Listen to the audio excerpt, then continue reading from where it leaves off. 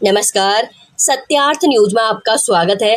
खेतिया से इस वक्त की खास खबर। आज विधानसभा क्षेत्र के पानसेमल मंडल के ग्राम पंचायत गोगावाड़ा के 25 से अधिक परिवार कार्यकर्ता भाजपा की रीति नीति से प्रभावित होकर तथा देश के यशस्वी प्रधानमंत्री श्री नरेंद्र मोदी जी व प्रदेश के मुख्यमंत्री डॉक्टर मोहन यादव जी की सरकार जन कल्याणकारी योजनाओं को देखकर भाजपा में सम्मिलित हुई तथा भाजपा परिवार में शामिल होने पर कार्यकर्ताओं को गमछे पहनाकर स्वागत वंदन अभिनंदन किया गया।